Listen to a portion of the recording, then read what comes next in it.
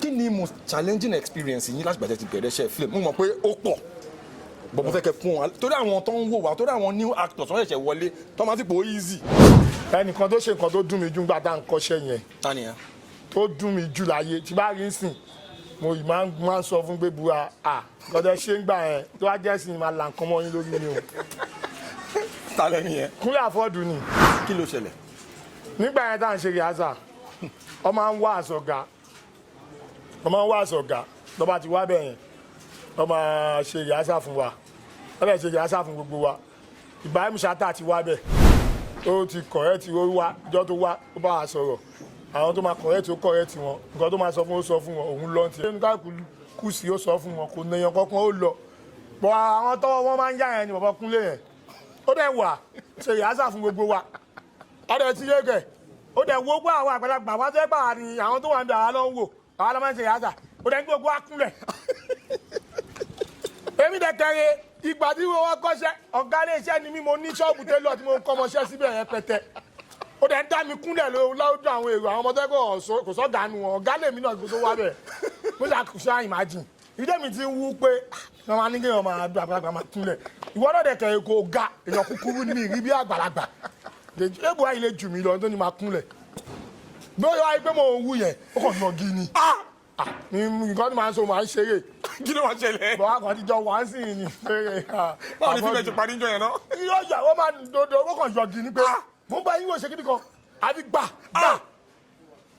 mo kàn jẹ́ sára ni pé ó máa hàpù gbàtí ń délé mo sọ fún àwọn ọmọọṣẹ́ mi pé kọ́kọ́ ṣẹlẹ̀ sí mi lé ní o sọ̀rọ̀ mo ti jẹ́ sára kò sí ọkọ̀ pé mi àti Kúnlé Àfọ́dù yẹn sìn 5 and 6 ní wa ọmọ ìyá bọ́ máa ń sọ fún báyìí tí wọ́n ṣe pánà máa ń sọ pé bua láìjọ ìwọ nìkan ló lù mí gbogbo máa ń sọ fún un. nígbà ìmọ̀ pé gbà yẹn ìwọ náà mọ̀ ìdúró báyìí sọ́dọ̀ ló tu yín sí kò jẹ́ ká máa tó rẹ̀ sí ẹ̀kẹ́ nǹkan tí mo sọ nǹkan tá a jọ mọ̀ ni. sọ ìyá sà ọmọ ń dẹ́rù bà wá àṣìyè ó lè jẹ́ ó lè jábí láàrin ló di ẹ̀tì kò sọ ọmọ ìtukọ̀ fún ẹ àbí kò ṣépè fún ẹ. ìbẹ̀rù náà kó sí wa láyà bóyá dídá ènìyàn wọn ní abilà ló máa di ẹ̀tì fíìmù yìí o tábìlà ìtọ́nu máa ń jùkọ̀ ó máa yọ bàtà báyìí. God so good ọkàn ní ká tó ṣe yá ká ṣe síyàwó tá a máa ṣe ọkọ̀ kó èmi Báràká làgàtà wọ́n ká mẹ́ta nìyẹn bó ká ṣe síyàwó. kámẹ́rà rìhásà. báyẹ̀ jẹ́ yẹn Báràká kọ́ bẹ̀rẹ̀ ń gbà pàpàpàpà làgàtà náà ó sọ wọn ọba tiẹ̀ ó bá pè mí bébí náà yóò pé ńlá ni máa sọ bóyá lọ sọ ọ́n lákànnẹ̀ mí kàn gbọ́ ayé ẹ̀fẹ́ bọ́ àti ṣá ṣọlẹ̀ ìbùkún lélẹ́yìí sọ ní mi màmá ní mi. mo ní mi. ta ló sọ̀rọ̀ yẹn. abẹ́là yẹn máa bá ìpè ló ṣe fún mi. aláyé mo kàn ní kí n sọ yẹn ni mo ní mi. ẹ sọ jẹ́gbọ́. mo kàn tó sáré sọ yẹn ni. eléyìí ni kò lọ má lọ lóyún tó kọ́ sọ́ra ọkọ. bọ́lọ̀ bí ọmọ kẹtẹ yìí jáde bọ́lọ̀ ṣe bàlùbáyà kà sí ẹ̀dígà yẹyẹ ọmọ èkó yẹn náà sí ẹ̀dígà lásìmọ́ òde Ìbàdàn síbi ìdòdè kíní kan yá bá ti wá kọjá nǹkan yà lásìmọ́ òde Ìbàdàn àdúgbò ẹ̀mọ́ ifeomi mi kàn ríngì ni Sọ́ní Àlì ẹ̀ ló àwọn ọ̀gá wa kí ló ṣẹlẹ̀ ọmọ àlẹ́ iṣẹ́ ti Funke kí ni ọ̀gá ẹ pé fóònù mi direct èmi náà ti dáktọ̀ táyé lọ ṣe nìyẹn nígbà tó máa dẹ̀ débẹ̀ báwo ibà kálò wọ́n ti lo ìkànnà ọ̀gá wa Radical wọ́n fi Radical lead wọ́n ní kémi ṣe igbákejì ó dẹ̀ ju opportunity rẹ̀ máa jáde tán bí ìbáṣẹ́ ẹ wọ Radical ẹ ti ẹ sọ̀rọ̀ ká gbọ́ yín o bẹ́ẹ̀ mi jẹ́ bẹ̀ẹ̀ kan ti gbé kan bẹ́ẹ̀ sí ní ṣé eléyìí yóò gbọ́dọ̀ bọ́ o. kọ́lọ́ bá wa fọ̀ Fúnkẹ́ Murphy Àfọlábí ó bá wa pa iṣẹ́ wọn torí ọ̀gá ni èmi máa sọ fáwọn èèyàn bí ayé ẹni tí ò ti kú mọ̀ bí tó máa kú sí. bẹ́ẹ̀ni. gbogbo àwọn tí ọjọ́ wà tí àwọn mẹtìrì tàbí kan tó ń sọ èèyàn lè máa táyé ò bá rí wọn ò ní sọ ọkọ lè fi kún.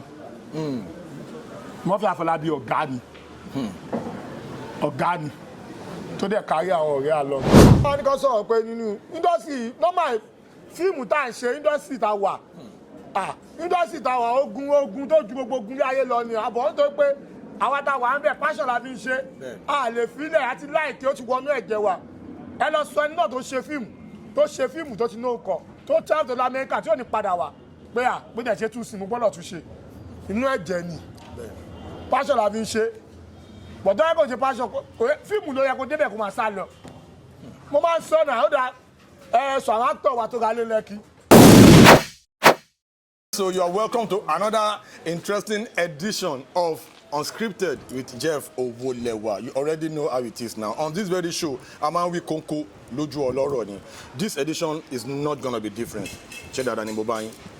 Lórí ètò lẹ́ni, I have an actor, a filmmaker, a comedian. This guy is a brand influencer. This guy, one of the hottest actors we have in Nollywood industry. Join me as I welcome Eko nu Eko Sansan bí owó. Ẹ jẹ́ kí àwọn ará ilé fẹ́ gbọ́ bẹ́ẹ̀ tí máa ń kira yẹn ẹ jẹ́ kó mọ̀. Akíntúndé Yusuf ló kọ mi Eko nu Eko. Ọmọ Sansan bí owó ni mi ọmọ olóore tí ò ń san lórí èmi ní gbàsígbàsẹ̀ ékeré sásìkò lò ṣẹ́gi mọ́ bẹ́ẹ̀ kí síbẹ̀ tó bá jọ́ ọmọ tó ṣe dáadáa máa gbàgbé gi síbẹ̀ èmi ní máa tí èmi lágbára èmi náà níjọba bóyá o mọ̀ orúkọ mi nìkan ló ní English name ó ti yẹ tó bá pé màá kí ẹ bọ̀ tó bá pé Lagos màá súnmọ́ ẹ màá ọ̀gbìn tí ẹ wà ń bẹ̀ ṣí ẹ wà àwọn àjò ó ti yẹ idán ni mí mo kì í ṣe òjì mo ti wà tipẹ́ sẹ́ẹ̀tì àwọn tó máa ń wọ̀ tánú nílẹ̀ ní mí tó máa ń wọ sí pass ó ti yẹ sẹ́ẹ̀tì àwọn tó máa ń lo táìmì tó máa ń lábàá mi ó le. Ẹ sọ kọ́kọ́ sìn ẹni pé ẹ máa ń gbági síbẹ̀ ẹ máa ń gbági kí ni nǹkan tó ń tọ́ àdá ti sọ. Ṣé ti kápẹ́ńtà rí ni. Ṣé obìnrin lẹ́yìn ni olóòtú wọ́n á ní gbági síbẹ̀ figi síbẹ̀ tó bá jọmọ tó ṣe dáadáa máa gbàgbé tí bá gbàgbé síbẹ̀ yẹn sì yẹn ni pé máa gbàgbé lé pátápátá máa kọ́ ẹrù mi wọ́n á faṣọ mi kọ́ sílẹ̀ tó bá jọmọ tó ṣe dáadáa máa gbọ̀dọ̀ lọ́bi iṣẹ́ lẹ́kọ̀ọ̀kan. Okay, this interview is going to be very, very crazy. Actually, this is not going to be an interview. It's going to be a conversation between me and this guy. So now, Mr. Eko, ẹ jọ̀ọ́ ìgbà wo gangan lẹ bẹ̀rẹ̀ iṣẹ́ tíátà? Ibo lẹ ti bẹ̀rẹ̀? Ẹ̀yin olóòtú gan wàhálà yín máa ń pọ̀. Bàtà bẹ̀ yín náà lẹ máa ń bẹ. Ẹ wo ẹ dábàá ní ká máa sọ́jà rè. Àwọn tí ò tó wa ti kú, àwọn tó jù wá lọ ti kú. Àwọn tá a jẹ́ sẹ́ẹ̀tì tó ti kú náà ti wà. Bọ̀ a ti dé tipẹ́. A ti dé tipẹ́. Tipẹ́ bíi ti báwo? Torí documentation, torí àwọn tí wọ́n mọ̀, torí àwọn ará ilé. Kò ṣeé kà ní. Àwọn tún kànú máa dàgbà kan sọ̀rọ̀ òṣì ní òṣì ni àwọn kan máa yín mú pé láti jọ yìí ó ṣe ṣe nǹkan mi wà á dúpẹ́ fọlọ́run àti pẹ́ ìbáná àti pẹ́ púpọ̀ náà àwọn tó ń lògo lẹ́nì àwa wọn jọ wà lánàá ni àjọ wà lánàá tó mọ̀ pé àwọn náà máa nógo àjọ ń lé kiri ni àjọ máa ń rìn kiri tí wọ́n mọ̀ pé àwọn máa nógo àwọn náà bá àwọn nógo lẹ́nì wàá náà dúpẹ́ fọlọ́run kò yọ wá sẹ́yìn. Ẹ jọ̀ọ́ bí àwọn wo ni ẹ ń tọ́ láti sọ òye mi. Olóòtú táwọn fẹ́ kan tó máa dá wàhálà lẹ̀. Kò àwọn wo lẹ ń tọ́ láti sọ. Olóòtú táwọn fẹ́ kan tó máa dá tébù. Ìfá náà wọn pé àwa tó ń lògo lé ní àwa wọn jọ wà lánàá ni. Àdẹ̀dúpẹ́ fọlọ́run lẹ́nìí pé Ọlọ́run yà á náà sẹ́yìn. Púpọ̀ náà àwọn táwọn ń tẹ̀lé lẹ́nìí táwọn káwọ́ sókè fún wọn. Ojú wa lọ ṣe nóògù ojú wa làwọn náà ṣe gbóògù kò ń ṣe pé bí a bá wọn nóògù ó ti yé torí táwa ní ká máa sọ gbogbo fíìmù tó sọyàn kọ̀ọ̀kan ni wọ́n di star gbogbo ẹ̀ la mọ̀ èyí tá a sì inú ẹ̀ àmọ̀ èyí tó wà nínú àmọ̀ èyí tó jẹ́ mo lè sọ pé kí ló kọ ẹ̀ tí mo lè sọ ojú mi làwọn bìí ọdún òǹdó orúkọ ń gbà tá a dé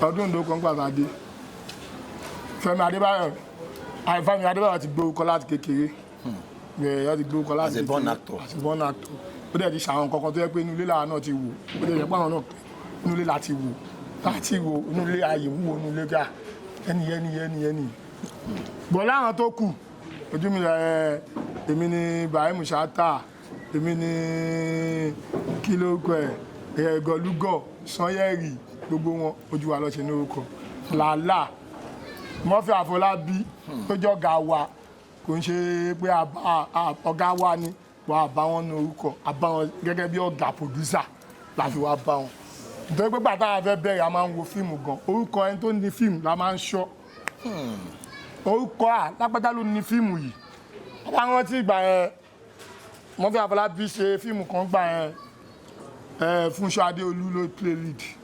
tí kò ṣe Indomie lọmọ.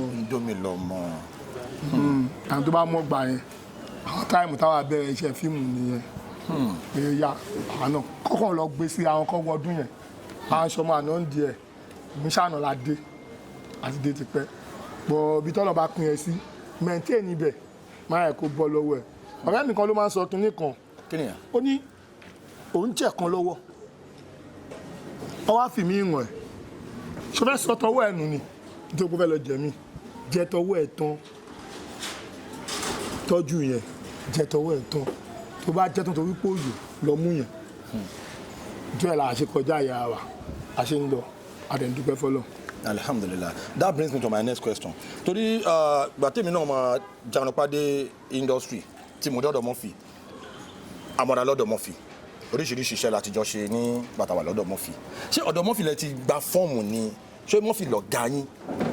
ẹ̀yin náà ò sọ dáadáa lótú ẹ̀rẹ̀ tún dápa àṣẹ ẹ bá wa lọ́dọ̀ Murphy ìwé la múra lọ́dọ̀ Murphy ìbọn mú ọmọ ẹ̀yin náà wà bá wa. bẹ́ẹ̀ni ẹ jẹ́ kí n rephrase ẹ torí èmi ò kí n láì kí n take credit oní credit lóòótọ́ bàtàwà dé industry Kazeem Jagaban kéésì òun ló mú ẹ̀mí àti crack wá sọ́dọ̀ Murphy àwa kan hustle káàkiri náà tẹ́ ẹ mọ́ bàtà mọ̀ pé Murphy one of the biggest producer ní industry ní Murphy ọ̀dẹ̀ mo àdébẹ̀ pátá débẹ̀ ni mo rí pé mo pàdé yín mo bá yín lọ́dọ̀ Murphy for the record. fine boy lẹ máa ń ṣe àwa la máa ń wò pé wá bọ̀bọ̀ tó kàn ń ṣe fine boy kiri yàrá bíbú yóò ràn yàn o tó máa wà báyìí máa wà pẹ̀lú wa ìwà àti kejì ẹ̀yẹn ń jaṣà ní ìsìnkiri ń sìn ajá máa dúpẹ́ fọlọ́. mo fẹ́ kẹ́ relate àwọn. ṣé Murphy lọ̀gá yín ni ṣọ́dọ̀ Murphy gangan lẹ ti gbà fún kọ́lọ́n fi oríjì Murphy kọ́lọ́n fọ̀rùn kẹ́ Murphy báwo ló ṣe jẹ́ gangan. kọ́lọ́n bá fọ̀rùn kẹ́.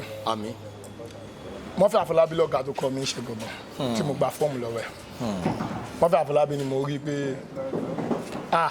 bọ̀dá yìí ó dà fún àwọn ló ní fíìmù báyìí ni mo lọ bá ọ̀rẹ́ júwe pé àwọn máa ń ṣe rìhásà ní Èbúté Mẹ́ta ní abẹ́ẹ̀gì ńlá àdúrà la máa ń pòkọ̀ bẹ̀rẹ̀ gbà pé kí n wá Friday gbàdúrà máa débẹ̀ ń jọ Friday mo bá Aláàjì Olúwọlé Eko ìyẹn BARAKA àwọn ló ń ṣe rìhásà fún àwọn èèyàn gbà yẹn àwọn náà ní star ògùn jẹ́ mi mọ̀ nǹkan tí ń sọ mo mọ̀ wọ́n tí wọ́n máa ń kọjá wájú ọ̀dọ̀ mi wọ́n máa ń kọjá wájú ọ̀dọ̀ mi lẹ́kọ̀ọ́ ọmọ àdúgbò kan náà ni wá wọ́n máa ń kọjá wájú ọ̀dọ̀ mi bọ̀ èmi ò mọ̀ pé wọ́n ń ṣe fíìmù bọ́jọ́ yẹn tí mo wá pé mo wá Murphy lọ mo kàn báwọn náà tó yẹ pé àwọn ló ń coordinate àwọn ọmọọṣẹ́ gẹ́gẹ́ bí ọ̀gá ń bẹ̀ mo wá ń wo pé ẹ̀gbọ́n yìí rè náà mi náà ọmọ Èkó dẹ̀kẹ̀ yẹn ọmọ gbá kí n gọ̀ tó bá ti jẹ́ fún mi náà máa jẹ́ fún ẹ bóun ṣe rí mi lóṣù náà pé mo wá kọ́ṣẹ́ ni pé ìwọ ọmọ àdúgbò wàá rí mi náà kàn jẹ́ fún ni pé wo ẹ̀gbọ́n yìí náà rí àjẹ́ fúnra wa nìyẹn ó ń ṣe rìhásẹ̀ lọ èmi dẹ̀kẹ̀ rè náà ń gbádùn mò ń ṣọ́ wọn ó dẹ̀ dípọ̀ close Murphy Afọlábí òde ọmọ gbòde ẹlẹ́mí ẹni tí mo ti jẹ́ fún wọn ò lè lọ kó mọ́mọ́ mi kàn pè kán náà àwọn ọmọ rìhásà èyí tí mo rí pé ó ń ṣe dáadáa nínú wọn Akeem Sokunbi òun ló dàgbọ́ lò dáadáa nínú gbàdán ṣe rìhásà mi kàn súnmọ́ ẹ ni ní gáfà Dubai mo wá yẹn ni kò wá lè ní àwọn ọ̀dẹ̀ lọ́ní wá o bẹ́ẹ̀ akadẹ́kẹ̀rẹ̀ ọ̀gbọ́n ní ti gbọ́ pé Murphy wọn wá tó kàn pa ẹ̀rọ máàkì mi ṣe Akeem kí ló ṣẹlẹ̀ bí ẹ ṣe ní òun ló ń béèrè Murphy ni ó béèrè Murphy tó máa sọ báyìí ó kàn ẹ̀ ń tà mí skéètì ni ó béèrè Murphy ló wá wú lẹ́nu òṣì látẹ̀kan ní olè kí wa ní olè ṣe kíní àbí kíní ọ̀kìnrin kan ní òkàn fẹ́ ẹni tó ti coordinate obìnrin tí wọ́n á bójú ẹgbẹ́ ìgbọ̀n ní ẹ̀gbọ́n kò rí bẹ́ẹ̀ mo rí bẹ́ẹ̀ ṣe nǹkan lọ́wọ́ ni ẹ̀gbọ́n mo mọ̀ yín náà ẹ mọ̀ mí náà ẹ̀gbọ́n máa dúpọ̀ kan náà ni wa ẹ̀gbà mọ̀ pé mọ̀ mí ò lè wá bá mi àbí ẹ̀gbẹ́ má bínú mi mọ̀ pé ẹ̀yin náà onífíìmù ni ilẹ̀ má bínú tó yà wá bọ̀ ìyẹn kàn ní ìyàlọ́ bá àwọn ọ̀gá wa náà ni ó wá sọ fún mi pé Murphy wà lẹ́nu bí lórí fóònù nǹkan tó bá sọ pé mo wà ń bí mo pe Murphy ni wọ́n fi wá ní ara àwọn ọ̀gá yín ni ẹ̀ mú bọ̀ lórí mo lọ ìjọ yẹn ṣáà ni mo sanwó mo ìbẹ̀rẹ̀ yàtọ̀ nìyẹn Murphy Afọlábí ọgbọ̀n ni mo rí pé mo fẹ́ kọfí gbà tí mo wá débẹ̀ ni mo bá àwọn mẹ́rin gan ni wọ́n Murphy Afọlábí Akeem Olúwọlé Eko Lúpọ̀n Rájí àti bọ́dà kan Múrí la máa ń pè inú ọ̀tọ̀ lẹ̀gbọ́n ẹ̀ ń wà Múrí la máa ń pè ẹ̀gbọ́n ẹ̀ àwọn mẹ́rin lọ́jọ́ ń gbà ẹ̀ àwọn làlá a máa ń wá dọ́gbọ́ rẹ̀ ni wọ́n ọjọ́ wà ní a máa ń rí gbogbo wọn ẹnìkan tó ṣe nǹkan tó dùn mí jù gbà tá à ń kọ́ṣẹ́ yẹn tó dùn mí jù láyé tí bá rí ń sìn mo yìí máa ń sọ fún gbé búra kọ́dọ̀ ṣe ń gbà yẹn tó wá jẹ́ sìn máa là nǹkan mọ́ yín lórí ni o. Talẹ́ ni yẹn. Kúnlé Àfọ́dù ni. Kí ló ṣẹlẹ̀? Nígbà yẹn tá à ń ṣe rìhásà ọ máa ń wá àsọ̀gá tó bá ti wá bẹ̀ yẹn ọ máa ṣe rìhásà fún wa ọ bẹ̀ ṣe rìhásà fún gbogbo wa Ibrahim Shatta ti wá bẹ̀ ó ti kọ̀rẹ́tì ó wá ìjọ tó wá ó bá wa sọ̀rọ̀ àwọn tó máa kọ̀rẹ́tì ó kọ̀rẹ́tì wọn nǹkan tó máa sọ fún ó sọ fún wọn òun lọ́n ti ẹnu káàkiri kù sí ó sọ fún wọn kò nẹyàn kankan ó lọ bọ̀ àwọn tọ́wọ́ wọn máa ń yá yẹn ni bàbá Kúnlé yẹn ó dẹ̀ wà ṣe rìhásà fún gbogbo wa ọ̀dẹ̀ ti yé kẹ̀ ó dẹ̀ wo gbọ́ àwọn àgbàlagbà wọn tẹ́ gbà ní àwọn tó wà ń bẹ àwọn lọ́ ń wò àwọn lọ́ máa ń ṣe rìhásà ó dẹ̀ ń gbogbo wa kúnlẹ̀ èmi dẹ̀ kẹrẹ ìgbà tí wọ́n kọ́ṣẹ́ ọ̀gá ilé iṣẹ́ ni mí mo ní ṣọ́ọ̀bù télọ̀ tí mo ń kọ́mọṣẹ́ síbẹ̀ yẹn pẹ̀tẹ́ ó dẹ̀ ń dá mi kúnlẹ̀ láwùjọ àwọn èrò àwọn ọmọdé kò sọ́gà nu wọn ọ̀gá lèmi náà tó wá bẹ̀ mo ṣàkóso imagine ìdí mi ti ń wú pé wọ́n máa ní kí wọ́n máa àgbàlagbà máa kúnlẹ̀ ìwọ náà dẹ̀ kẹrẹ kò ga èèyàn kúkúrú ní mi rí bí àgbàlagbà ébù ayé lè jù mí lọ tó ní máa kúnlẹ̀ bí ó yọ ayé pé mo wú yẹn ó kàn nà gí ni nǹkan tí màá ń sọ màá ń ṣeré. Kí ló wá ṣẹlẹ̀? bọ̀ wá kàn ti jọ wá sí i ní ṣeré. Báwo ni fífẹ́ ti parí jọ yẹn náà? yóò yà ó máa dodo ó kàn yọ gí ni pé mo ń bá yín wò ṣe kíni kan àbí gbà. mo kàn jẹ́ sára ni pé ó máa hàpùn. gbàtí ń délé mo sọ fún àwọn ọmọọṣẹ́ mi pé kankan ṣẹlẹ̀ sí mi lẹ́nu o sọ̀rọ̀ mo ti jẹ́ sára kò sí ọkọ̀ èmi àti Kúnlé Àfọ́dù yẹn sìn 5 and 6 ni wá ọmọ ìyá bọ̀ máa ń sọ fún báyìí tí wọ́n ṣe pánà máa ń sọ pé bua láìjọ ìwọ nìkan ló lù mí gbogbo máa ń sọ fún un bọ̀ kò sọ̀rọ̀ yẹn ti lọ. of creativity then it takes a lot of courage láti dúró wípé èèyàn fẹ́ weather storm tí iṣẹ́ yìí máa ń gbé wá fún wa challenges oríṣiríṣi làwọn actors máa ń face. Now next question mi ni pé torí nínú industry tó máa ń sọ̀rọ̀ pé kíyàn ju lamba kíyàn ju ohun Baraka is one of the pioneers of that style. Then bàtẹ́yìn náà díẹ̀ ti sọ̀rọ̀ kan sí pé ọmọ àdúgbò kan náà ní Èkó. Náà ṣé Baraka ọdún ẹ̀lẹ́ ti tap inspiration yẹn ni àbò níbi kan tẹ́yìn ti lọ create inspiration ti tiyín torí mo rántí àwọn time kan this is the angle tí mo fẹ́ gbà wọlé pẹ̀lú question yìí. Bàtà ń ya àwọn fíìmù Baraka kan ní Jẹ̀bú àjọ wà lórí set yẹn ni. Ohun tó kọ́ wá sórí set yẹn being the producer Baraka olóhùn merchant bàtẹ́yìn náà máa wá náà olóhùn lẹ́yìn náà ibo lẹ ti ń tap àwọn inspiration yẹn ṣé Baraka ni mentor ni àbí báwo ló ṣe jẹ́ gangan. ẹ jẹ́ àgbà dúpẹ́ fọlọ́. Alhamdulillah. gẹ́gẹ́ bí ọ̀rọ̀ àwọn àgbàlagbà wọ́n ní nǹkan tá a máa jẹ òun láti kọ́ wa ìgbó wà látẹ̀lẹ́ ọ̀rọ̀ wa. mo sọ lẹ́ẹ̀kan mo ní mo jẹ́ ní tó máa ń wo fíìmù gan tí bá wà nulẹ̀ tí bá ń wo fíìmù mo sọ fún yín pé ìgbà tí ń dé yàzà ni mo rí Baraka kí Baraka tó dé àwọn kan ti wà bí ọmọ Bánkẹ́. Oh yeah. bá wà nílé máa ń wo fíìmù tí bá ń rí ọmọ Bánkẹ́ máa ń wù pa àwọn oníga mi dẹ̀ láìkí ẹ̀ o àwọn nǹkan tó ń ṣe èmi náà lè ṣe òun lú ó wà lọ́kàn mi ìyá mi náà lè ṣe àwọn nǹkan tí búra yìí ṣe náà ṣe àwọn nǹkan tí búra yìí ṣe mo gbé wá sí ìdí tíátà bọ̀ ń pàtẹ́ àwa débẹ̀ gangan Baraka náà tún wá wà nínú ẹni tó encourage mi a lè máa parọ́ fúnra wa nǹkan tó ń kà kó máa jẹ́ ló máa jẹ́ ó wà nínú ẹni tó encourage mi pé tá a bá wà ní àzà àwa méjì kan ló máa ń àwa mẹ́ta ni wá tó máa ń pè ká ṣe àzà Akeem Bílédà ìyẹn máa ṣe babaláwo ọ̀tọ̀ọ̀tọ̀ ló máa ń fún babaláwo lòun bọ̀ àwọn tó máa ń pè ọkàn Akeem èmi àti Démọ́lá Adérẹ̀mí ẹni tí wọn náà mọ̀ tó máa kọ script àwọn la máa ń sábà ṣe lóko ẹ̀ nǹkan tá à ń ṣe rí àzà òun kọ́ la máa lọ ṣe location nítorí location nǹkan tó bá kàn lè wọ́n kàn lè pè yẹn first food máa ṣe láyé mi ọlọ́pàá ló fi mí ṣe. kí ni táàtù fíìmù.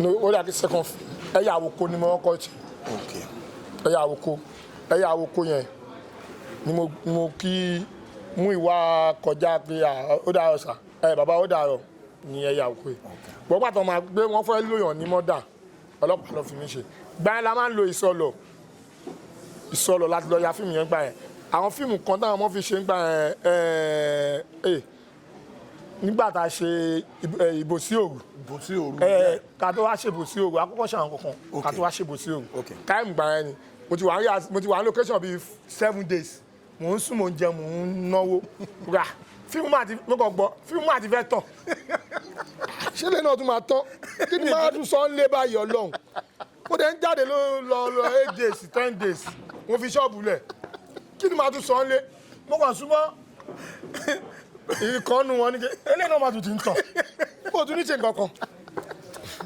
kan òkè wo àwọn máa ṣe kan ẹ fúláṣọ ọlọ́pàá ṣé mi tí mo mọ̀ tí mo aṣọ ọlọ́pàá ń bá gbaṣọ mo gbaṣọ ọlọ́pàá nìyẹn àfi gọ́gọ́ ọlọ́pàá tí yóò sọ̀rọ̀ lábẹ́ ṣe gbàrà dẹ̀ délé mo ní mi nìyẹn kọ́ta ṣe ní bọ́ lórí ibi tẹ́ lọ gbà tó yá wọn mọ̀ nǹkan tí wọn mọ̀ wọn kàn mọ̀ wípé ó mọ̀ àti bọ́ ọmọ kan tó lè ṣe nǹkan wípé tí wọ́n ti mú Baraka tó bá ti ń tẹ̀mọ̀ àwọn náà lọ máa ń ṣe story bàbá máa ń wà ń bẹ̀ tó bá ti wá ń ṣe cast tó bá ti mú Baraka pé yóò Baraka lè léyìí o yóò gidi kan akọ́ pé wọ́n á fún mi support ẹ̀ tó bá ti mú Baraka wọ́n á ní kémi ṣe ọmọlẹ́yìn ẹ̀ bá ṣe ọmọlẹ́yìn ẹ̀ Baraka bá ti jóhun tó bá ti wà Baraka bá ti ń jóhun báyìí nǹkan tí mo sẹ́kùn ló ẹ̀kọ́ ìjì mi nìyẹn tó bá ti jóhun ọ̀rẹ́ pé Baraka ń sinmi bábábábábá èmi náà ti ń ro pé kí lèmi náà máa sọ tó máa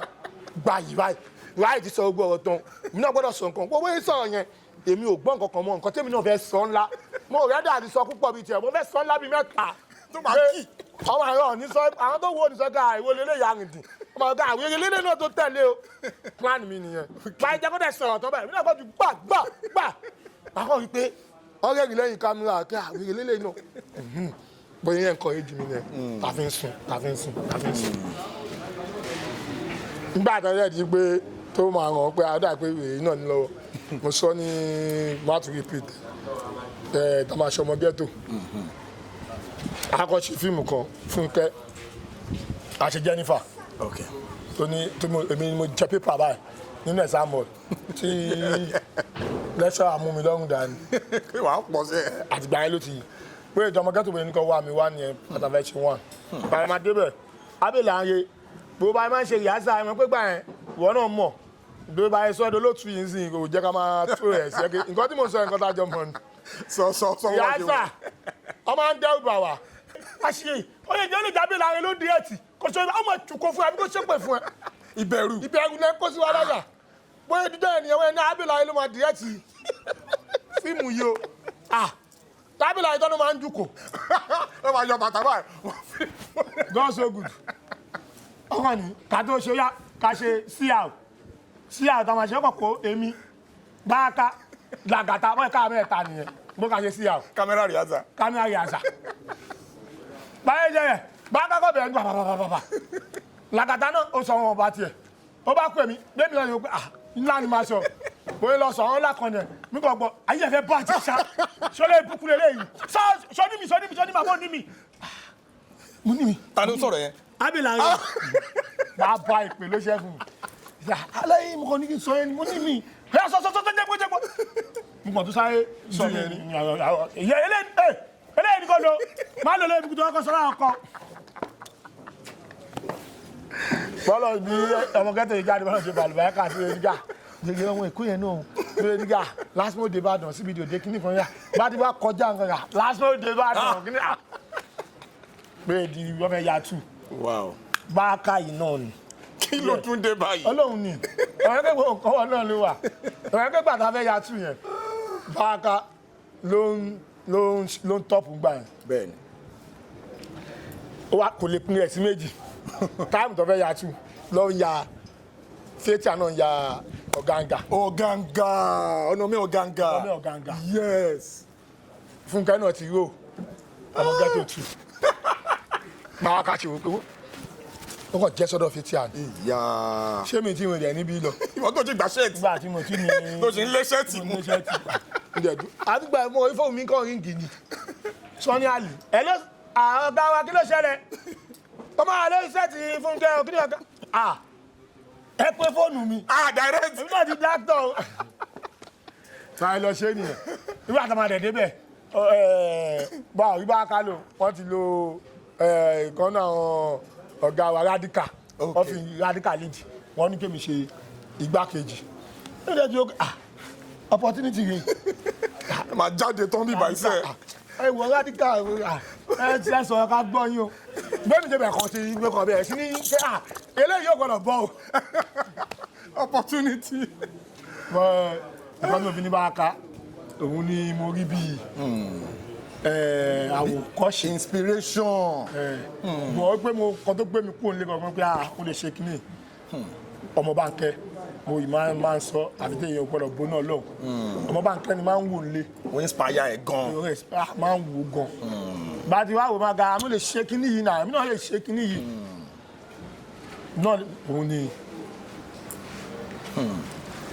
nígbà tá a dé bẹ́ẹ̀ yẹn Bàrákà ni mo tó àjọ máa ń wà ní kẹmọ̀ ọ̀rọ̀ pé bá a ṣe kọ́ṣẹ́ tọmọ bá kọ́ṣẹ́ bẹ́ẹ̀ sìn ìyá àti bàbá àti kọ́ lọ́mọ àbí tó tọ́ ni iṣẹ́ tá ń tẹ̀ lọ́gàá bíi 10 years dáàmú ọbí tá a fẹ́ kojú kọ tọ́ọ̀dẹ̀ tí máa fún wa tọ́ọ̀dẹ̀ fún wa 10,000 tọ́ọ̀dẹ̀ tí máa pè wá fún wa 10,000 àdẹ̀yìn tẹ̀ lọ́gàá bọ̀ alhamdulilayi lẹ́nu kọ́lọ́ bá wa fọ̀rún kẹ́ Murphy Àfọlábí àmín bá wa pa iṣẹ́ wọn àmín torí ọ̀gá ni èmi máa ń sọ fáwọn èèyàn bí ayé ẹni tí ò ti kú mọ̀ bí tó máa kú sí.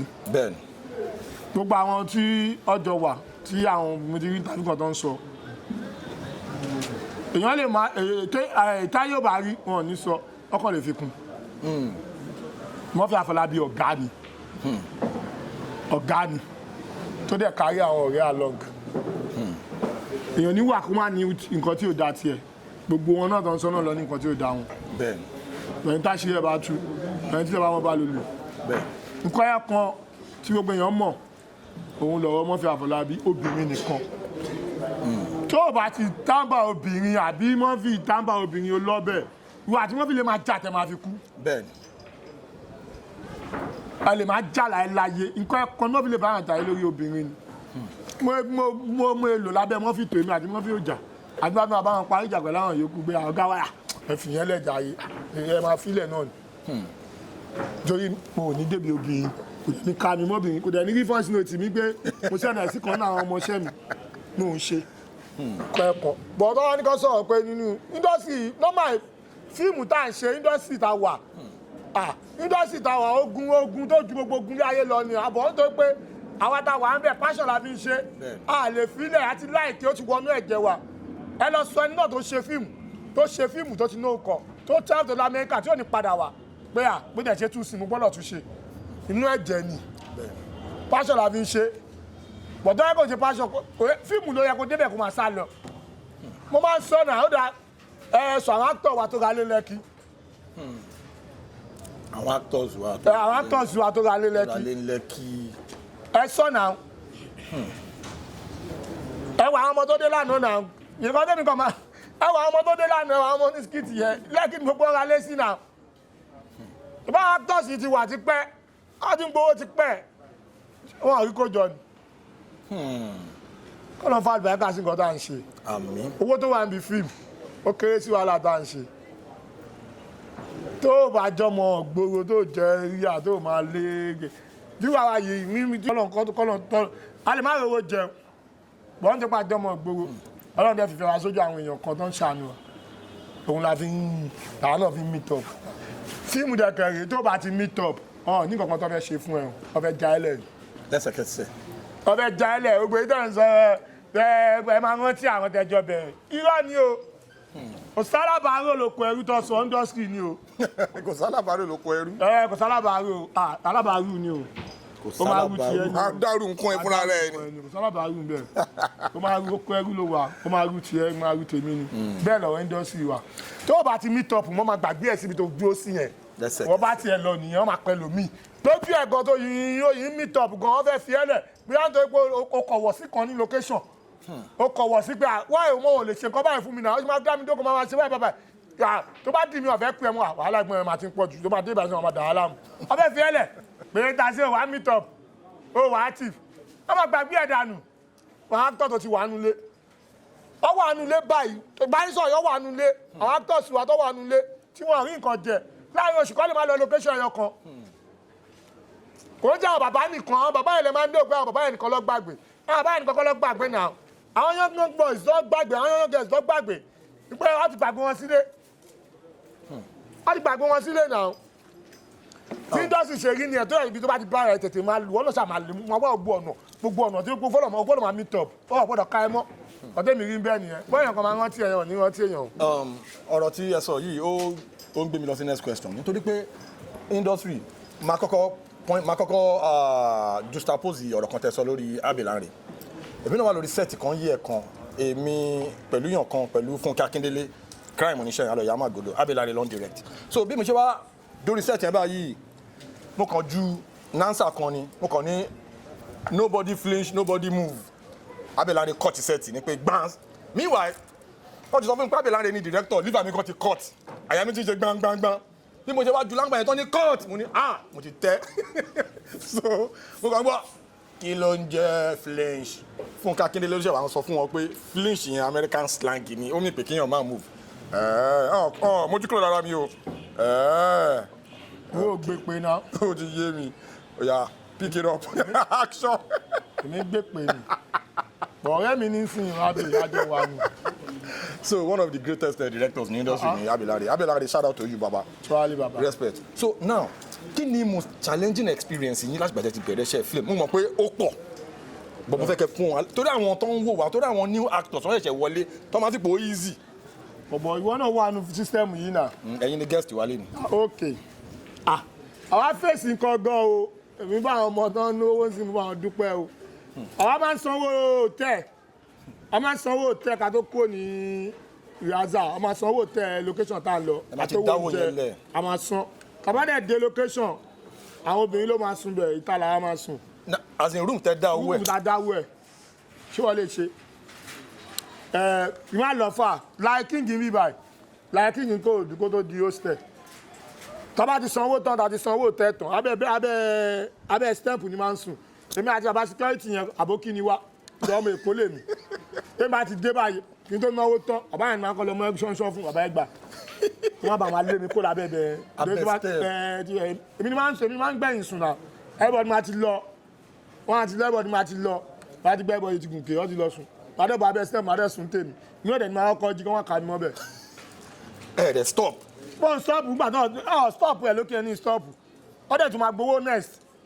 ẹ tún máa dáwọ́ mi. máa dáwọ́ mi tó bá dá òní wá location tó bá dé wá location ò lè ṣe wá ń sìn kọ́ máa fi rí ẹ ṣùgbọ́n máa sọ nípa òun ṣe fíìmù lọ́tọ̀ rí ẹnu fíìmù ni ṣé mi tàmí àti grandma mi ti jà ọ̀dọ̀ grandma mi mò ń gbé grandma ti bí ẹ̀mẹ́ta tí mo ti lọ tí mo ò ṣe kankan ni grandma ti ní olórí burúkú agba ṣọ́ọ̀bù fún ẹ ò lọ òun lọ ṣe iṣẹ́ tó lè jèrè grandma ti ṣépè fún mi pé mo ò lè jèrè mo ń lọ ó dáa látijọ́ tó ti ń lọ fíìmù wo lo wà nú ẹ̀ kí ọ̀n kọ́kọ́ yẹn tẹ̀ balẹ̀ pé o ti ń ṣe fíìmù tòótọ́ dẹ̀ nígbà tó yẹ kí mo rí kankan mú wálé. iṣẹ́ láàrin àròwó. kí ló kọ ẹ̀ kí ni orúkọ fíìmù tí Ibrahim Chata sọ tó fi dákà sí mi lóhùn fíìmù yẹn nígbà tá a lọ yaṣẹ́ yẹn mẹ́ta ni fíìmù mẹ́ta la lọ yà lọ́ṣogbo a dẹ̀ máa ń ya fíìmù kan gbà yẹn bí oṣù kan àbí 3 weeks ọba fi yẹ ọkọ̀ àwa ya fíìmù mẹ́ta. bíi 2-3 months. 3 months tí o sì kọ̀kọ́ mọ́ tí àtijọ́ orí everybody a máa ń pè é ilé gan ọ̀gbẹ́ kọ́ mọ̀ ọba ní consent card gan ọ̀gbẹ́ kọ́ mọ̀ ṣọ́ọ̀bù gan àwọn ọmọ iṣẹ́ mi ò gbé ṣọ́ọ̀bù ọ̀gbẹ́ kọ́ mi mọ́ pé aláìkò sówó lẹ́jà yìí kó ṣàìsàn lọ́lẹ̀ yìí pàláìtàlà ìsúnwọ́n bí láì. ẹ wá ríṣẹ́ ṣe ní location yẹn. iṣẹ́ wo ṣọ́ọ̀pù kò kárí iṣẹ́ kẹ̀ àìlọ́nà láì wálé àìlọ. almost 3 months. ìgbà ìjọ tí fíìmù fẹ́ kó lọ rẹ̀ yọ lẹ́mìí mi gangan nìyẹn. mo lè ṣe kíní ìmọ̀ mo síkì wálé nínú àwọn mo ṣàárẹ̀ wálé mo tún ṣe nǹkan kan bẹ̀ 3 months àwẹ̀ tún ká mọ́ bẹ̀ àwẹ̀ yẹn ni kí ló kọ́ ẹ máa jẹ èmi àti Démọ́lá nìkan là ń gbàwẹ̀ ẹnu gbogbo wa òun ní cabin biscuit. cabin biscuit. cabin biscuit yẹn la máa ń jẹ ní sáàrì. ní sáàrì. a máa bẹ́ẹ̀ dàtẹ̀pà sínú. tó yá kí mo pariwo jẹ́mọ́lá àwọn máa gbọ́ nǹkan tí mo ń sọ yìí ó dẹ̀ kù mí ó kọ́ lọ. mo sì kì wálé ní sẹ́ẹ̀ 3 months lálò àwọn ọ̀dẹ̀ kí n sòtẹ́ àwọn àdìgbò ọ̀hún jẹ́ káwá sòtẹ́ abúlé la máa sùn ní òkè ó bá ti lè sùn abúlé bí àkó máa lọ súnlé tàbí lọ súnlé bàbá mọ́fìngbà nínú Òṣogbo náà à ń sòtẹ́ 3 months lálò àyà fíìmù Lúpọ̀n Rájí kinní kan mi tó yà nínú kinní Ọ̀ṣun ló ti yà àyà fíìmù Làlá òun la kọ́kọ́ yà akóló fíìmù Làlá bọ́ sí fíìmù Murphy Àfọlábí Bàbá Ṣàtà ló ń di ẹ̀tẹ̀ gbà tó dórí ti Lúpọ̀n Rájí ni Murphy gbà fíìmù mẹ́ta ẹ̀ la yà mo ṣe ókè ó pa àdúmàbò náà lọ́hùn gbà tó máa yá ti Lúpọ̀n Rájí ìgbà máa yá ti Lúpọ̀n Rájí mo ṣe ń bẹ̀ èmi àti Fẹ́mi Adébáyọ̀ Ṣọ́rẹ̀ nígbà yẹn láì fèsì ẹni táwọn ká máa sọ̀rọ̀ táwọn fèsì ó pọ̀ o ó pọ̀ o.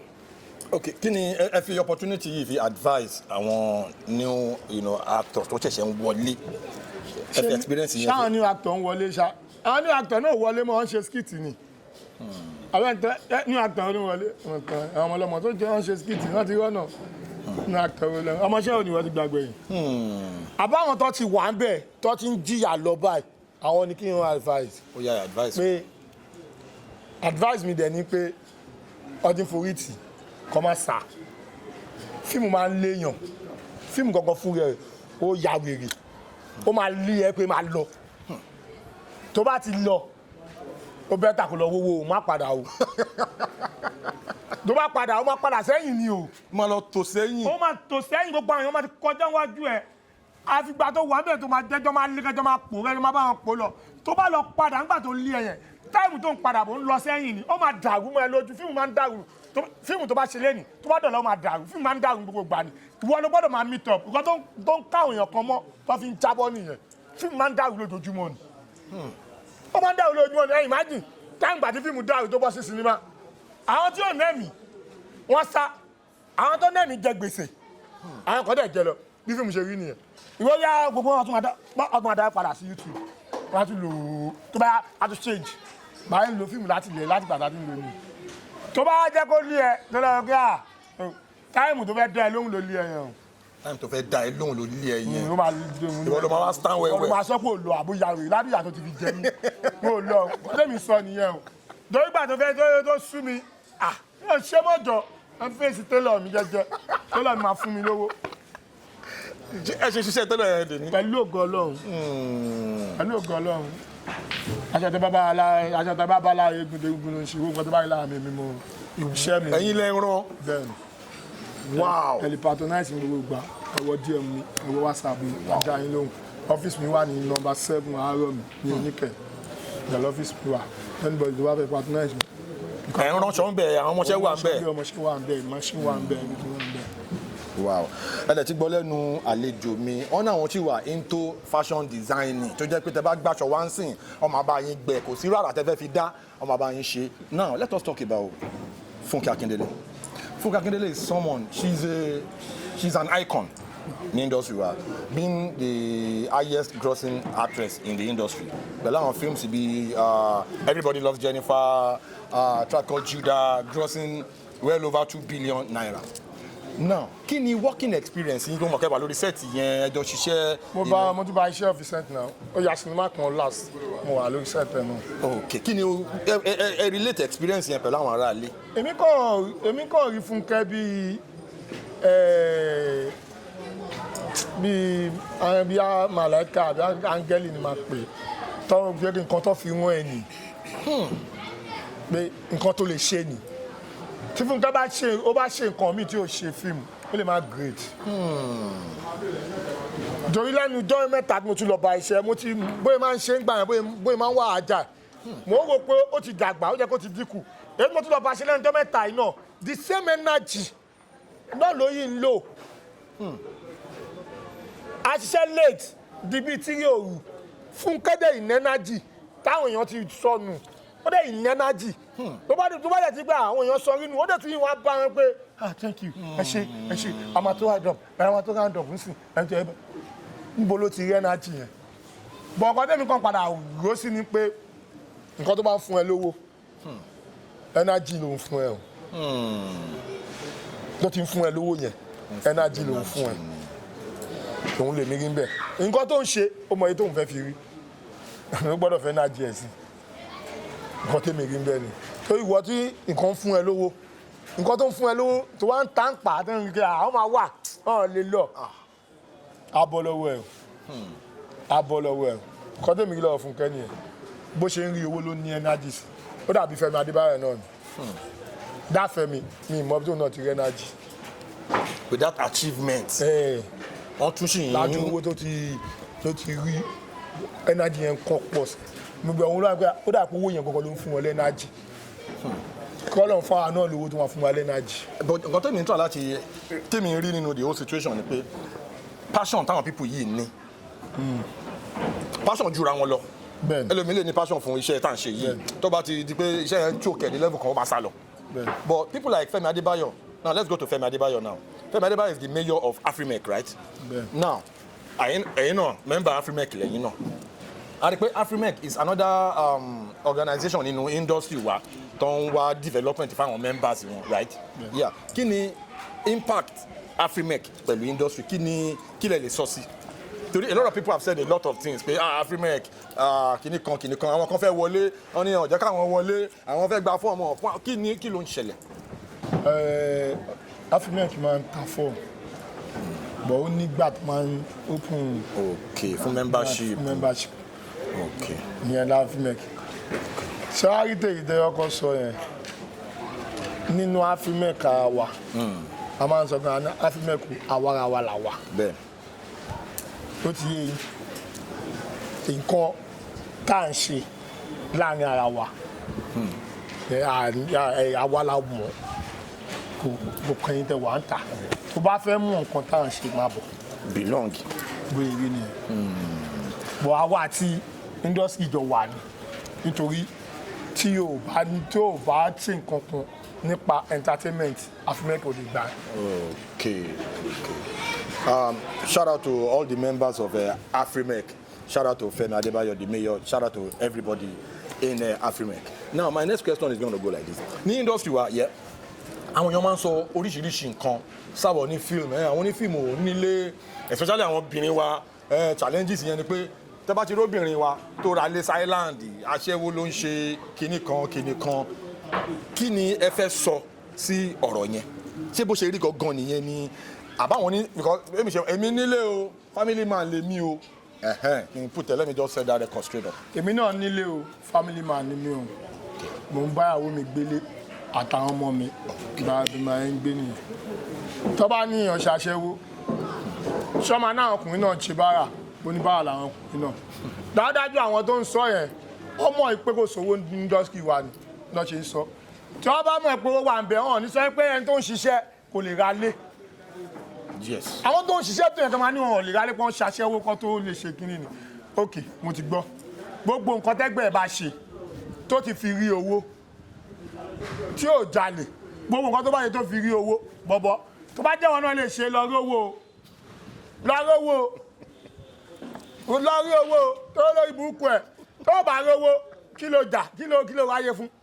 kí ló wáyé fún lọ rówó gbogbo nǹkan tó bá ti ń ṣe tó ń yín múlẹ̀ ọlẹ́gbẹ́ lórí burúkú aṣẹ́wó ló ń ṣe ìwọ náà lọ ṣe aṣẹ́wó yẹn wò bí a wà rówó pọ̀ lójú tèmi èmi ò náà ọmọ ọlọ́mọ ń ṣaṣẹ́wó ẹni tó ń ṣiṣẹ́ ó ń ṣiṣẹ́ náà ṣé ẹgbẹ́ tó ṣe máa jèrè ni àwọn wọn ń ṣiṣẹ́ púpọ̀ nu iṣẹ́ yìí ló ń gbọ́kọ lọ́wọ́ wọn ẹni lè máa ná fọkọlẹ̀ iṣẹ́ yìí dẹ̀ ló ń gbọ́kọ lọ́wọ́ wọn iṣẹ́ ló ń gbọ́kọ lọ́wọ́ wọn náà nígbà tó yà ó kú location lẹ́yìn lọ́jọ́ méjì ó bọ́ mi lọ́jọ́ méjì ọ̀la ṣáà ọkùnrin wo ló lè gbà òsọ́kùn tó lè gbà wọ́n tẹ̀ tún dọ́gbọ̀n kan gbà kan wọ́n máa tún gbọ́ kan wá location òtẹ́ tó bá fún ọ láwọn àtọ́kọ́ wọn máa jọ sùn bọ̀ síbẹ̀síbẹ̀ ṣọ́kan máa gbà náà ìwé làwọn máa gbé mi lọ location ṣé mi náà lè gbàrú ẹ̀ iṣẹ́ yìí ló ń gbọ́kọ lọ́wọ́ wọn wọ́n dẹ̀ ti láìkì iṣẹ́ yìí iṣẹ́ yẹn náà lè wá fi ra nílẹ̀ máa tún wá sọ pé ọdún ṣàṣẹ́wó ẹ̀yin náà ẹṣẹ́ di o ẹ wo wo. Now the next segment is gonna be the famous phone call. Àwọn aráalé wọ́n máa fẹ́ kẹ́ pé èèyàn tó popular lórí contact yín kẹ́ pé wọn kẹ́kàn shout out sí wọn lórí ètò kẹ́kàn kí wọn lórí ètò. ta ni fẹ́ pè báyìí o èmi wá ẹran lèmi wọn ń gbé kọ́ mi wọ́n wá pé kẹ́kẹ́ ta ni fẹ́ pè tó máa gbé kọ́ mi o ta ni ò ní disappoint mi o gbogbo àwọn pátá tí ń yóò yé mi o. a fi ń pè ní unscripted nìyẹn. mo dáràn unrehearsed. ta ni mo ní ti fẹ́ pè tí bá lọ pé tí ò gbé kọ ẹ má lọ rò léèyàn burúkú OBC ni o ẹ̀dẹ̀ máa wẹ̀ mí náà léèyàn burúkú ẹ̀yìn ara lé o ẹ̀jẹ̀ ń ṣá yìí tó jẹ́ famous person bíi tiyín. olórí ibùkún díẹ̀ lọ ẹ má pọ̀ lórí ibú o.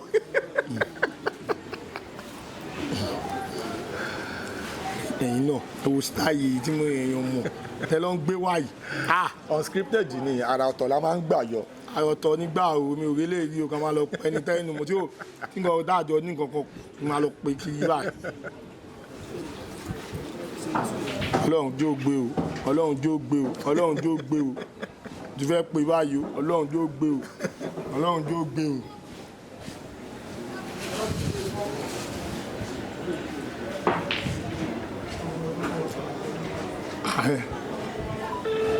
o ti ní ìgò kò ní bàjẹ́ fún ẹja ẹ bọ́dà mi ọlọ́jà àfà jígan èmi náà wà láìfù lórí burúkú ó ṣáà ti gbé ó ti gbé náà àdàmà pẹ̀lú mi.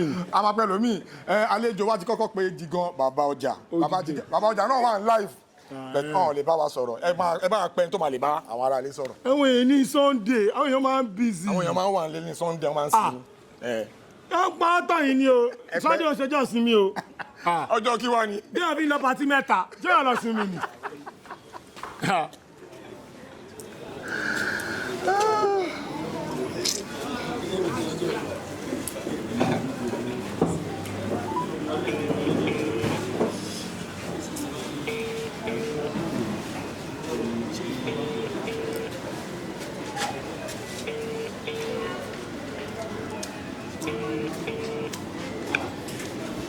My mayor, Apata Piti one. Oya kò ní báyìí tẹ́ ti gbé náà. Fẹ́mi Adébáyọ̀ ti gbé fóònù. Ó ti gbọ́n, a ti ṣe kọ́ta fẹ́ ṣe ọ̀gá wa, ó ti tán. My mayor, ó disappointing. Apata Piti. Ó gbọ́ nànà. Ayé alẹ́, mo ti win ni o. Disappointing ni o. Àlejò wa ti pé wọ́n ti pé star méjì, superstar méjì, wọ́n pe Jígan bàbá ọjà. Wọ́n dẹ̀ pé Fẹ́mi Adébáyọ̀, our cultural ambassador, because I always say it every interview tí máa lọ tí máa béèrè ọ̀rọ̀ lọ́rùn tí wọ́n máa sọ̀rọ̀ nípa Fẹ́mi Adébáyọ̀ máa sọ pé Fẹ́mi Adébáyọ̀ is one person that changed the face of our industry. Ó ti pọ̀ jù. So that kind of person àwa máa irú àwa báyìí a máa ń gbé wọn sórí nígbà tá a gbé gèlè sórí ni a fi Fẹ́mi Adébáyọ̀ ṣeré. àwa èmi ò mọ o àwa gbé sórí o èmi mo ru o Fẹ́mi Adébáyọ̀ iyọ̀ mi mo ru o. ibà. torí gbogbo gbà ló máa òòrùn ẹ̀yìn ẹ̀ wò ó máa ń dá mi lóhùn mo jà lẹ́yìn ìsìn ó ìwà wà lórí sẹ́ẹ̀tì ni ó tún ìgbé ó tún ìdúró bá mi sọ̀rọ̀. wọ́n ní máa fi ń sọ pé ló dáa kíyàn máa ṣe dáadáa ní ẹnujọ́ mẹ́ta yìí àwọn ọ̀rọ̀ kan ń jà ràn lórí íńtánẹ́ẹ̀tì gbogbo kínní yìí nǹkan kan ló ń kọ́ wa àwa tá a bá jẹ́ ọ̀gá nídìí iṣẹ́ yìí ẹ jẹ́ ká gbìyànjú láti máa ṣe dáadáa bẹ́ẹ̀ ni torí tí ó bá jẹ́ ẹni tó ń ṣe dáadáa tó bá ń sọ̀rọ̀ ẹ níbì kan tó bá gbọ́ pé àwọn máa ń sọ̀rọ̀ mí lè kẹrin ibẹ̀ yẹn ayé ò ní já torí ò ṣàbúrú síbẹ̀. yes ẹ jẹ́ ká máa ṣe dáadáa that is the bottom line nǹkan tí kìíní ń kọ́ wa nìyẹn gone are those days tó yẹ pé kò sí internet a kàn wà ní industry ni tí nǹkan bá ṣẹlẹ̀. táàkì lè tá onímọ̀ kí nǹkan ṣẹlẹ̀ so a kàn wà ń gbà yẹn ni. ayé tàwa yìí ayé sọ̀rọ̀ sókè ni o ayé internet ẹ jẹ́ ká máa ṣe dáadáa ọ̀rọ̀ Fẹ́mi Adébáyọ̀ là ń sọ a ti sọ̀rọ̀ Funke Akindele a ti sọ̀rọ̀ àwọn èèyàn jankan-jankan tó ti ṣe dáadáa ẹ jẹ́ káwa náà máa ṣe dáadáa the fact that you are at the top you have to be good to people you have to do good be nice nǹkan tí gbogbo kíní yẹn kọ́ wa nìyẹn so let us proceed àlejò wa nínú Alhaji Wasiu Alabi Pasuma àti Dr. Kinfedo Òṣùpá ẹ mú kan. mo lè mú kankan o àwọn á dá wa lálẹ́ kí ló kàn mí pẹ̀lú kí ló kẹ̀ mi lè mú kankan o àwọn méjì ló ń kọrin o everybody mọ̀ àtàwọn àtàrà wa everybody mọ̀ pé àwa àwọn orin táwọn gbọ́dọ̀ gbà àwọn nìyẹn Alhaji Wasiu Alabi Pasuma wọn dà Alhaji Saheed Òṣùpá Alhaji Islam àwọn Màláíkà kí òun wò lẹ́wọ̀n. Alhaji Sule Adio Atawẹ́wẹ́. Alhaji Sule Adio Atawẹ́wẹ́ Etu. Gbogbo náà la máa ń gbọ́ gbogbo èmi bí ìṣèwà yìí wọ́n fi fújì ṣeré máa ń gbé fújì sórí bíi gèlè báyìí. Kí wàá lẹ́wọ̀n ní ká máa mẹ́yọ̀ kan fún. Èmi máa ń inú nítorí pé unscripted la wà. ẹ̀dẹ̀ tí wọ́n pa wá abádàgbo la máa ń gbowó mọ́tò. Kí wá dé àgbo kí n dé oṣù kan wá ní owó mọ́. Ṣèbí Pasuma ló ń darí kan. ló dá kan. Kí má láyé ká ayé à ṣèbí Pasuma ẹ má máa ṣe nǹkan báyìí. Fújì là á gbọ́dọ̀ gbà látòrí Eko Amuda tó fi dé ògbó wọn òun là á gbọ́dọ̀ gbà ó ní Fújì là wà. Ó ti yé torí ẹ rí mi ní kọ́nsáàtì ní lọ́bẹ̀. Bọ̀dọ̀ wá dé lágbolágbo àwọn wà ń bẹ̀ àwa dúró síbẹ̀. Now ẹ jẹ́ ká sọ̀rọ̀ Murphy a little bit torí bàtí máa pàdé yín orí sẹ́ẹ̀tì Murphy lèmi ti pàdé yín a dẹ̀ rán oríṣiríṣi things àjọ ṣe nǹkan lọ́dọ̀ Murphy ní agbára gan. Jeff Owolewa àjọ wà ní. Ó ti pẹ́. Alhamdulillah ọ̀rẹ́ mi you don take. So now mo ti bá people like Bileda àjọ sọ̀rọ̀ máa sọ pé èmi ò ṣe interview conversation lèmi ní lórí ètò because these guys they are my guys. Now Bileda náà sọ̀rọ̀ ilẹ̀ kún bàtí mo bá Kéèsì Jagaban náà sọ̀rọ̀ òun náà sọ̀rọ̀ Murphy òun náà sọ̀rọ̀ ilẹ̀ kún you are another person tó jẹ́ pé ẹ̀yin náà gba ojú window Murphy kọjá when it comes to. mo wọnú lé Murphy mo gbójú window. Murphy lọ̀gá mi. Àwọn èèyàn kan wá ń sọ pé bí Murphy ṣe kú kọ́lọ́ ń fi oríjì Murphy kọ́lọ́ ń fọ̀rùn kẹ́ Murphy gbogbo nǹkan tí Murphy fi lẹ̀ Ọlọ́run má jẹ́ kó bàjẹ́. Àmín Ọlọ́run. Àwọn kan sọ pé bí Murphy ṣe kú yẹn kò yẹ kí òkú Murphy kan lọ bẹ́ẹ̀ yẹn mo dẹ̀ sọ̀rọ̀ gba tí mo bá Wàsó sọ̀rọ̀ mo ní ó yẹ kí a máa ṣe bí monumental effort fún àwọn àgbààgbà òṣèré wa tó ti kú tó jẹ́ pé wọ́n ní influence because Murphy was not just a filmmaker he was not just an actor Murphy na influential actor tó impact career oríṣiríṣi stars ní industry kílẹ̀ lè rí sọ́ọ̀sì. Mo ti sọ fún yín lẹ́ẹ̀kan mo ní tó o bá ti símọ́ ní industry yóò símọ́ ni ẹ fi Murphy Afọlábí nìkan lẹ̀ tí Murphy Afọlábí nìkan ló kú ni gbogbo àwọn tó ti kú èwo lẹ́yìn tó ń rántí industry wà nìyẹn ok èmi ọmọọṣẹ́ Murphy ni mi tí n bá sọ pé mo fẹ́ dálẹ̀ báyìí pé ya mo fẹ́ pe Jeff àjọ wà ní fẹ́ pe Kasim fẹ́ pe Bileda gbé gbogbo àwọn àtàjọ gbájú wọn kọjá àwọn ọ̀gá tó kù yẹn á ní ó fẹ́ fọ̀gẹ́ ìrówó ni ó fẹ́ fi rówó ni ṣé òun ló yẹ kó ṣe ni ṣùgbọ́n àwọn wà ń bẹ̀ ó yẹ kó wá bá wa bí industry wa ṣe rí nìyẹn tó bá ti gbé ìgbésẹ̀ kan ọ́bìlì kó fẹ́ lọ fi rówó ni wọn ní support ẹ̀ òun ló fà tẹ́ máa gbẹ́rún kàkù ẹ̀yìn kan mo kọ́ indọ́sì tèmi wá yóò ṣọ́gbà ẹ̀ ni o. Ẹlẹ́rù gbẹ́rù ẹ̀. Gbẹ́rù ẹ̀ ni o. Ó ti yé tó bá fẹ́ kó tó bá lọ báyàn gbé wọ́n á dín nǹkan míì mọ́ o. Tó bá ti ní nǹkan tó ń jẹ máa dúpẹ́ fọlọ́run. Kò sẹ́ni tí ó mọ̀ pé ẹ̀tọ́ Murphy ó ń tàwa nìkan náà. Àwọn èèyàn gbáwájú Murphy. Àwọn èèyàn gbáwájú Murphy kọjá dáadáa. Ṣé Kẹ́fì Kédùbà nígbà tó wá síbi òkú Murphy. Ní Kẹjà ní LTV8. Ọmọ Ìgbò ni náà bọ́n báwọn ṣe máa ṣe lọ́dọ̀ wọn ọmọ mòre ó wá ó sọ̀rọ̀ pé ó mòre tó àá mọ̀ gbà yẹn pé Murphy ló lọ mú Kẹ́fì wà ní English film ló ń ṣe Murphy ló introduce ẹ̀ nígbà yẹn la ṣe bò sí òru èmi náà wà ń bẹ̀ ibẹ̀ ni Kẹ́fì ti sọ slang kan ògo máa ń ògo lọ́wọ́ ni slang yẹn ó wà nǹkan tó ta movie yẹn nígbà yẹn ó dẹ̀ wà nǹkan tó ta Kẹ́fì náà fún un tòní ẹ bóde ṣẹlẹ̀ bóde ni ó di slang gbà yẹn fíìmù yẹn lọ múfì yẹn lọ nígbà tó máa sọ̀rọ̀ ó dúpẹ́ bẹ́ẹ̀ nígbà tá à ń ya Mìnírù àtàǹbàlì Sanyẹ̀rì àti Gọ̀lígọ̀ ìbá wa ń bẹ̀. Mo wà lórí sẹ́ẹ̀tì yẹn náà. Sanyẹ̀rì nígbà tí Sanyẹ̀rì náà máa ṣe ń táfì kan òun náà sọ ọ̀rọ̀ Murphy pé kò jẹ́ Murphy ló máa kú lè máa ṣe bẹ́ẹ̀ yẹn máa gbàgbé ẹ̀ bẹ́ẹ̀ yẹn. Òun náà mọ̀ ni ọ̀gá wa ni wọ́n òun náà mọ̀ ni púpọ̀ náà àwọn yòókù tí ò bá mọ̀ yẹn ọ̀n mọ̀ ni kò ń ṣe pọ́nmù mọ́ ọ̀n mọ̀ ni láìfù ni wọ́n mọ̀ ni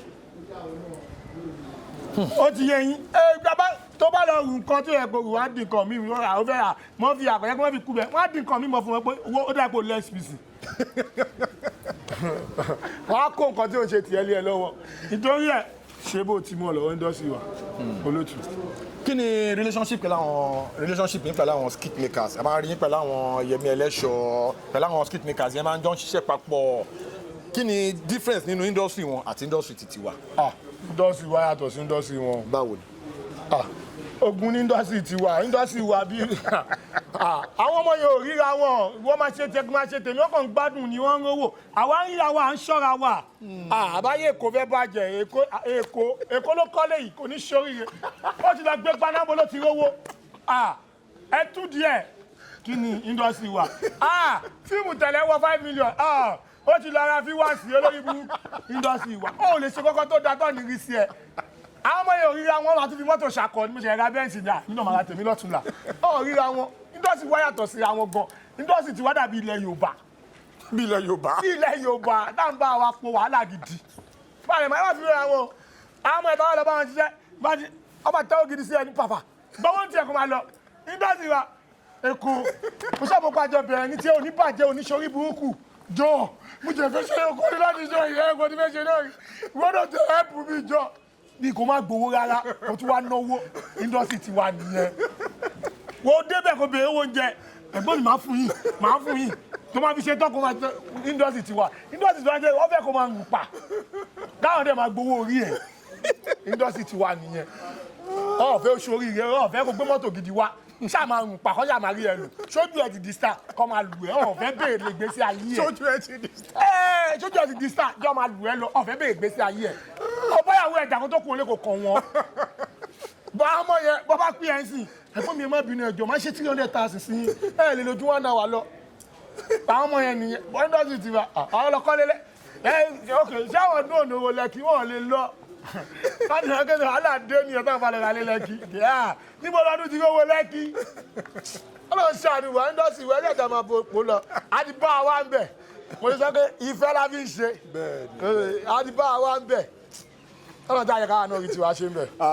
àmín inshallah ẹ̀yin aráalé ẹ ti rí i pé orí ètò lé ní Unscripted ó ní agbára gan Eko, thank you so much for your support all the time. God bless you. Ẹ ṣe shout out sáwọn fans yín. Kẹ̀dẹ̀ sọ fíìmù yín tó ń bọ̀ lọ́nà sọ fún mi. Jeff bọ́dà mi. Ọmọ ìyá mi. Àjọ ń popọ̀ lọ́wọ́ láti ilẹ̀ náà ni lọ́nà ti dá. Ó tẹ̀jẹ́ pé ọmọ mi náà ni. Ó máa kọ́ máa kà bùkù. Ìwọ́n tó mú wá bí ẹran, ìwọ àti kejì ẹ. Wọ́n mú wá bí ẹran. Ìwọ́n sọ track and dolly. Wọ́n jẹ́ ìsọ̀kan ìwà ìdọ́gbẹ́ track and dolly ní track máa tíwájú dolly máa tẹ̀lé. Ẹ máa dín wọn fún yín rúùmù. Àwa tó kọ́ sínú rúùmù, èmi ni máa bẹ̀ mí lọ́kẹ́ ẹ̀ wọ́n wèé fine boy. Ẹ wá bọ́lẹ̀jì ń bí. Èkó máa ṣe jì sórí mọ́ mi lọ́wọ́. Ní Kòròdú. Tabade location, ẹ̀yin máa sún lẹ́lẹ̀, àwọn máa ń sún ní bẹ́ẹ̀dì. Àbóyọlé yóò pè é. Wọ́n tẹ́gẹ́ ọgbà ẹ̀ sílé wa sáré kó wa tún kọ́ńbọ̀dù ẹyọ kan. Wà á kẹ́rù síbẹ̀, ilé tó gbà ẹ̀ sí wèrè. Gbọ́dọ̀ ní kó nílé kẹ́rù sí. Ìjọba ọmọ pìẹ́ pé wá jẹ́. Èwo ni wèrè? Àwa la ní ìmọ̀ adé kẹ̀kẹ́. Ọ̀gá ló ní pé kẹ́yìn bọ́lẹ̀ sí orí. Ní bọ́lẹ̀ fún ẹ. Káwa sún. Ọ̀gá gan mọ́bí àwọn abẹ́ ọmọ bí ṣe rí wájú kò ní bọ́lẹ̀ fún ọ. Wọ́n jẹ́ kí n máa pè pé wá fáyín bọ̀ yìí. Ọmọ kégbà yẹn wọ́n rò bí Amẹ́ríkà làwa ti dé. Ọmọ kéwọ̀ lókà. Ọmọ Èkó ni ìwọ ti wá. Ìwọ wọ́n rò bí London làwa ti wá ní àwọn wá gara dé. Ṣé ìmáa ń fọ́ fún èèyàn? O ní fọ́kẹ̀. Èmi fọ́. O ní fọ́ fún ọgbà yẹn tó máa cruise dé. Cruise olóyìn búkú. Mitsubishi tó máa ń lò gbà yẹn sport car yẹn. Tẹ́lẹ̀ bá lọ wọ̀ ló máa ń bẹ̀. Àwọn bíbú yìí ẹ̀kọ́ máa ń gòkè jọmọ̀ ta. Ọwọ́ mi lọ́dẹ sí o. Ọwọ́ wo ló? Ọwọ́ mi lọ́dẹ sí. Ẹjọ. Wèrè kejì ẹni China a máa gbọ́ mi orí sọ yìí. Malaysia ló wà tó ń bẹ́ẹ̀ ní crack international actor tó ń wá ní. Shout out to Cracky Don jàre. Crack tó bá wo program yẹn pé mò ń rẹ́pù ẹ̀ mò ń bá fa. Crack tó bá ní parọ́ wàá sóòótọ́ tó kàn ti jẹ́ gbẹ̀yìn méjì sílé. Tẹ́ẹ̀ni rúùmù. Ilé wo ló gbà wá sí irọ́? Wọ́n ní ká lọ sun yàrá yẹn pé kẹ́yìn wá sun lẹ́ńlẹ̀ àwa bá sun rí bẹ́ẹ̀ ó ti gbàgbé. Ẹ̀yin tẹ pa báàgì mẹ́gbẹ̀ẹ́ báyìí. Èmi fa báàgì mẹ́ta àwọn cruise dé ta gbé Mitsubishi sport car. Lẹ́ẹ̀lẹ́gbà rúùmù. Lẹ́ẹ̀lẹ́gbà èlò ló ń ta. As an invited actor a lè máa fowó gba rúùmù. Ẹ̀yin lẹ́ ń dáwọ́ rúùmù ní Riyadh. Àwa máa wá. Fíìmù olè ń ṣe ń gbà yẹn tán invite yín. Ọ̀hún màá mẹ́ni sìn tí mo ṣe nínú ọmọ Mushin ni ó ti gbàgbé. Ọmọ Mushin lẹ́yìn èyí tí ń sọ yìí ò tí ọmọ Mushin rárá. Bóyá ló ṣe wá ń sìn kan tó ṣe tán bí ọ̀sẹ̀ méjì ló kéré sí. Èmi. Ta ló ń fún ẹ lówó oúnjẹ? Àwa gbowó oúnjẹ Akeem Sokunbi ló. Shout out to Akeem. Shout out to. Ẹyin tí wàá kò ní bàjẹ́ ẹyẹ fàlàjì ọjà tí. Ọmọ mi náà Akíntúndé Yusuf lórúkọ mi bẹ́ẹ̀ gẹ́gẹ́ o. Akíntúndé Yusuf lórúkọ mi gẹ́gẹ́ bẹ́ẹ̀ ṣe mọ̀. Èkó ní Èkó ni mi, ọmọ sánsan bí owó ni mi, ọmọ olóye tí ò san lórí. Ẹ ṣe àdúpẹ́ lọ́wọ́ yín. Torí tí ó bá sẹ́yìn kò sáwà. Ẹ̀yin lẹ ń fún wa ní agbára tàbí ń sáré kiri. Tá bá ṣe tẹ́ ẹ̀ bá wò àbíjẹ́ kọ́kọ́ bẹ́ẹ̀ kò sì síbẹ̀ kíta ló ṣì yẹ má lò mọ́ olùwàmọ́ náà nìyẹn bọ́lá nǹkan tẹ́ ń kọ lọ́ ṣe ń pè wá ọ̀gbẹ́ni oníṣẹ́ pẹ̀lú mi nǹkan tó máa dáre mi àti yín rú ọlọ́run ò ní gbé bá mi àmín nǹkan tá a fi ń ọlọ́run náà ọlọ́run ò ní gbé bá wa ọlọ́run ò ní jẹ́ ìbàjẹ́ ọlọ́run ò ní gbé bá wa lágbára ọlọ́run àmín ẹ̀yin tiwa ẹ máa ń padà lẹ́yìn wa ẹni tó bá ti padà lẹ́yìn ẹ̀ ló máa ń ní stroke àwọn tẹ́ ìwò mọ́ ló máa ń di kí ẹ̀yin máa béèrè wa tẹ́ bá yìí ń béèrè wa àwa náà máa fún yín nǹkan tẹ́ fẹ́ kò ní bàjẹ́ ṣé mo dúpẹ́ o. ẹ̀yin aráalé ó ń sọ nǹkan kan ó máa ń sọ lójoojúmọ́ mo dẹ̀ máa ń bá a fà á pé ọmọ Mushin lèmi ó máa ń sọ pé Èkó nú Èkó Èkó wà lẹ́kọ̀ọ́ Mushin Lagos State náà ni ó ti lé níbẹ̀ yẹn Mushin náà àjọ wà ní mo lè fi ilé fọwọ́ sí júwe Mushin Mushin ni first school tí mo ti ṣọmọ ọ̀tajì láyé mi Mushin ni secondary school mo lọ sí Ìdí Àràbà mo lọ sí community mo dẹ̀ lọ sí Nàìjíríà mo dẹ̀ nínú Mushin mo ti lọ gbogbo ẹ̀ bọ́n kọ́ ẹ̀kọ́ lèmi máa ń sọ pé Mushin tó ń sọ yẹn inú ibo ló wà inú Èkó inú fẹ́ mo ti ń pe àmì lẹ́kọ̀ọ́ ní Èkó tó o bá ti dẹ́kọ̀ o yìí máa wọ mọ́tò Èkó owó mọ́tò Èkó làwọn Akim no case ń jẹ tó o bá pé kó dùn mọ́ta ń bẹ̀ kí ni wọ́n máa jẹ. wọ́n ń gbé Mushin náà ní Èkó dùmọ́ta òun náà mo ṣe sọ owó ẹ̀ náà làwọn tó wà ń bẹ̀ náà ń jẹ. sórí Èkó tó ń sọ yẹn ló kọ́ everybody lákọ̀. Mushin náà lè máa gbà kọjá tẹ bá ń lọ sí Èkó. mo ti gbọ́ ẹ ò ní ẹ̀ nígbà bọ́ ẹ mọ̀ fúnra yín. ẹ̀yin náà mọ̀ fúnra yín. pé kókó lè kónkó. pé tí wọ́n bá gbé Mushin lẹ́kọ̀ọ́ ọ̀hún lè dé Mushin. kò sí wàhálà. bó ṣe rí nìyẹn. shout out to Mushin. shout out to Mushin àwọn ti ghetto shout out àwọn Akim no case shout out gbogbo Mushin shout out. àwọn ọ̀gá wa nìyẹn ghetto àwọn ọ̀gá ló wà bẹ́ẹ̀. yẹ́sù mo ti sọ fún yín pé àlè máa dárúkọ. àlè máa dárúkọ ó lọ fà. So as we come to the end of this show ẹ ti di bó ṣe rí ètò lẹ́yìn mo ti sọ fún yín pé ó máa wà very very interesting ju ti tàtẹ̀yìnwá lọ. Please meet me next time on the same channel, Jeff Owolewa TV. If you know you are watching my videos, you have not subscribed. Ẹ jọ̀ọ́ ẹ bá not subscribe to YouTube channel wa o Baba Eko TV. máa release movie mi tuntun tó ń bọ̀. Ikú mẹ́ta bá ń léèyàn báwo lè fẹ́ escape. Ikú mẹ́ta coming soon lórí Baba Eko TV. Yes. Gbogbo yẹn ti gbọ́ ẹ lọ subscribe sharp. Kẹ́ smash notification bell yẹn so tí fíìmù Ikú Mẹ́ta yẹn bá ti ń bọ̀ lórí channel wọn ẹ máa rí. Thank you so much for watching. Thank you so much for dropping those beautiful comments. I love you guys. Hala. Eko.